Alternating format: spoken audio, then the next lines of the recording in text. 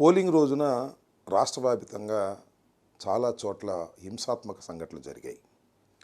ప్రధానంగా పలనాడులో అంటే మా జిల్లాలో చాలా ఎక్కువగా హింసాత్మక సంఘటనలు జరిగాయి. ఒక విధంగా చెప్పాలంటే కానీ విని ఎరుగని రీతిలో ఏ రోజు జరగనటువంటి విధంగా ఏ ఎన్నికల్లోనూ జరిగినంత హింస అక్కడ చోటు చేసుకుంది. ఆ హింస చోటు చేసుకోవడానికి గల కారణాల మీద మేము ఈసీకి అనేక రకాలుగా రిపోర్ట్ చేయడం జరిగింది. ఆ రోజున పోలింగ్ రోజున పోలీసులు అసలు రిస్క్యూకు రానటువంటి పరిస్థితిని కూడా వివరించడం జరిగింది. తర్వాత అక్కడ పోలీసు అధికారులను సస్పెండ్ చేశారు, కలెక్టర్ని మార్చారు, ఇంకా కొన్ని చోట్ల కలెక్టర్ని మార్చారు. ఏదో కొంత జరిగింది, ప్రాథమికంగా తప్పు జరిగిందనేటువంటి భావన సర్వత్రా వ్యాపించి ఉన్నటువంటి తరుణం. ఈ తరుణంలో మరి అనేక చోట్ల బూతులు క్యాప్చర్ చేసుకున్నారు, దొంగ ఓట్లు వేసుకున్నారు, ఈవీఎంలను పగలగొట్టడానికి ప్రయత్నం చేశారు, బూత్ క్యాప్చరింగ్ జరిగింది. తెలుగుదేశం వాళ్ళు కూడా భయంకరంగా చేసేటటువంటి పరిస్థితి కనిపించింది. ఇక్కడ ప్రధానంగా ఇవాళ నేను మాట్లాడాలనుకుంటున్న అంశం ఏంటంటే పిన్నెల రామకృష్ణారెడ్డి గారు మాచర్ల నియోజకవర్గంలో చాలా దారుణాలు జరిగిపోయాయి. కొన్ని చోట్లయితే అసలు పోలింగ్ స్టేషన్లోకి వైఎస్ఆర్ కాంగ్రెస్ పార్టీ ఓటర్లు వెళుతుంటే వారిని వెళ్ళకోకుండా అడ్డుకొని కొట్టి తన్ని గాయపరిచి బయటికి పంపించినటువంటి సంఘటన చూశాం. దాని మీద అనేక సందర్భాల్లో ఆ రోజున చివరికి పిన్నెల రామకృష్ణారెడ్డి గారు కూడా ఆయన రిపోర్ట్ చేయడం జరిగింది, ఫోన్లు చేయడం జరిగింది. కానీ ఎవరు పోలీసులు రిస్క్కి రాలేదు. అయితే ఇవాళ నాకు చిత్రంగా అనిపించింది అంటే ఇవాళ ఒక వీడియో రిలీజ్ అయింది. ఇది రామకృష్ణారెడ్డి గారు ఒక పోలింగ్ బూత్లో, ఏ పోలింగ్ బూత్ అయితే ఇప్పుడు నేను చెప్తున్నాను ఆ పోలింగ్ బూత్లో ఆ ఈవీఎంను పగలగొడుతున్నట్టుగా ఒక వీడియో రిలీజ్ అయింది. ఇది ఎక్కడి నుంచి రిలీజ్ అయిందో మరి అర్థం కావడంలా. ఇది election commission has to release యాక్చువల్గా. ఇది లోకేష్ గారు ట్విట్టర్లో పెట్టారంట. ఎట్ట చేరింది లోకేష్ గారు ట్విట్టర్కి? Is it false or right? అది ఫేక్గా? అది కంక్లూజన్ ఎవిడెన్సా కాదా? ఆలోచించాలి కదా. ఇది డైరెక్ట్గా తెలుగుదేశం అధినేత కొడుకు అయినటువంటి లోకేష్ ట్విట్టర్లోకి ఎట్లా వెళ్ళింది? కలెక్టర్న రిలీజ్ చేయాలి, ఎలక్షన్ కమిషన్కి సంబంధించిన వారిని రిలీజ్ చేయాలి, ఆర్ఓన రిలీజ్ చేయాలి. రిలీజ్ చేయకోకుండా వారికి ఎలా చేరింది అంటే ఇక్కడ ఏదో కుమ్మక్కు జరుగుతూ ఉన్నది అనేటువంటి భావన చాలా స్పష్టంగా అర్థమవుతూ ఉన్నది. అంటే అధికారులు, ఎన్నికల కమిషన్ ఉన్న అధికారులు, తెలుగుదేశం పార్టీ వారు కలిసి కుట్ర చేస్తున్నారేమోననేటువంటి అనుమానం కలగటం సహజమైనటువంటి అంశం. ఒకవేళ అది నిజంగానే జరిగిన సంఘటన అనుకోండి, చట్టం తన పని తాను చేసుకుంటుంది, దానిలో ఏ విధమైన తప్పిదము లేదు. మేము అనేది ఏంటంటే ఇట్స్ ఎ ఫేక్ కూడా కావచ్చు అనేటువంటి అభిప్రాయం. అదే బూత్లో నేను మనవి చేస్తున్నా, ఎక్కడైతే ఇవాళ ఆ పాలవాయి గేట్ అనేటువంటి బూత్ ఉందో ఆ బూత్లో ఎంత దారుణంగా జరిగిందంటే అంతకుముందు మన పిన్నెల రామకృష్ణారెడ్డి గారు చాలా క్లియర్గా ఎస్టాబ్లిష్ చేశారు అక్కడ. అది కూడా నేను మీకు చూపిస్తా.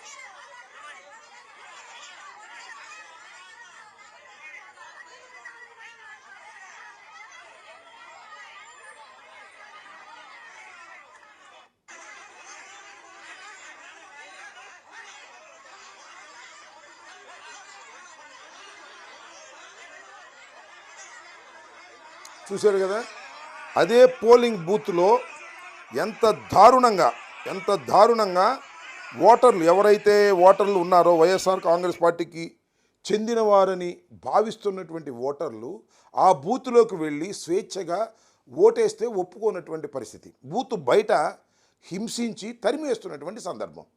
దీని మీద పిన్నెల రామకృష్ణారెడ్డి గారు రిపోర్ట్ చేశారు. But nobody is caring that.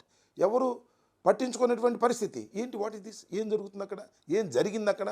ఇది కుట్రపూరితంగా వైఎస్ఆర్ కాంగ్రెస్ పార్టీకి అనుకూలమైనటువంటి బూతుల దగ్గర బయట గొడవ జరుగుతున్నా కూడా పోలీసులు పట్టించుకోకుండా ఉండేటటువంటి పరిస్థితి వచ్చింది.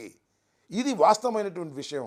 దీని మీద ఏమి తీసుకునేటువంటి పరిస్థితి. నేను ఇంకోటి కూడా ఈ సందర్భంగా నేను మనవి చేస్తున్నా. చాలా నియోజకవర్గాల్లో బూత్ క్యాప్చరింగ్ జరిగాయి. నా కాన్స్టిట్యున్సీలో కూడా బూత్ క్యాప్చరింగ్ జరిగి తెలుగుదేశం వాళ్ళు ఓట్లు వేసుకున్నారు. ఆ వెబ్ క్యామ్లు ఓపెన్ చేయండి అంటే ఓపెన్ చేసినటువంటి సందర్భం లేదు. దాని మీద యాక్షన్ తీసుకున్నటువంటి సందర్భం లేదు. ప్రధానంగా నేను ఇవాళ అడుగుతున్నటువంటి ప్రధానమైన ప్రశ్న ఏమిటి అంటే, పిన్నెల రామకృష్ణారెడ్డి గారు దాన్ని పగలగొట్టాడని చెప్పబడుతున్నటువంటి వీడియో ఫేక్ వీడియోనా, కరెక్ట్ వీడియోనా? నెంబర్ 1. నెంబర్ 2, కరెక్ట్ వీడియో అయితే ఎలా ఎన్నికల కమిషన్ దగ్గరికి రిలీజ్ కాకోకుండా ఎందుకు లోకేష్ దగ్గర రిలీజ్ అయింది, ట్విట్టర్లో ఎందుకు పెట్టాడు, దాని మీద ఎన్నికల కమిషన్ యాక్షన్ తీసుకోవడానికి ప్రయత్నం చేయటం ఏమిటి అనే విషయాలను దయచేసి ఆలోచన చేయవలసినటువంటి అవసరం ఉందని ఈ సందర్భంగా నేను చెప్పదలుచుకున్నాను. నేరం ఎవరు చేసినా వారిని చట్టం చర్య తీసుకోవాల్సిన దానికే మేము వ్యతిరేకం కాదు. నేరం చేసినట్టుగా భావించి అలా ఫేక్గా చేయటం అనేది తప్పైనటువంటి అంశం.